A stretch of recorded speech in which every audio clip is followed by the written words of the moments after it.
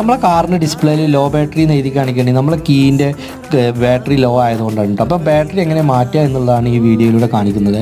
ഇതിപ്പോൾ ഒരു മാരുതിൻ്റെ കീ ആണ് കേട്ടോ. ഈ കാണുന്ന ഹോൾ കണ്ടില്ലേ, ഇവിടെ നമ്മൾ ഇതേപോലെ സ്ക്രൂ ഡ്രൈവർ ഇട്ടിട്ട് ഒന്ന് തിക്കി കൊടുത്തു കഴിഞ്ഞാൽ ഇത് സിമ്പിളായിട്ട് തന്നെ നമുക്ക് റിമൂവ് ചെയ്യാൻ കഴിയും കേട്ടോ.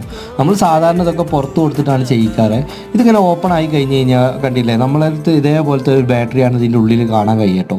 ഈ ബാറ്ററി നമ്മൾ ചെറിയൊരു സ്ക്രൂ ഡ്രൈവർ എടുത്ത് ഇതേപോലെ തിക്കി കഴിഞ്ഞാൽ അതും ഇതേപോലെ സിമ്പിളായിട്ട് തന്നെ നമുക്ക് ഊരിയെടുക്കാൻ കഴിയും കേട്ടോ.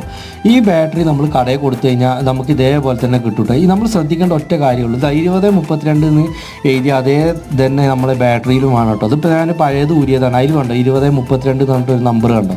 ഈ നമ്പർ കറക്റ്റായാൽ മാത്രം മതി.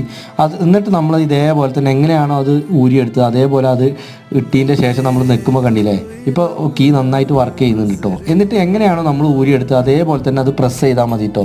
ഇതൊരു ക്ലിപ്പ് പോലെയാണ്. അപ്പോൾ നിങ്ങൾക്ക് വീഡിയോ ഇഷ്ടപ്പെട്ടു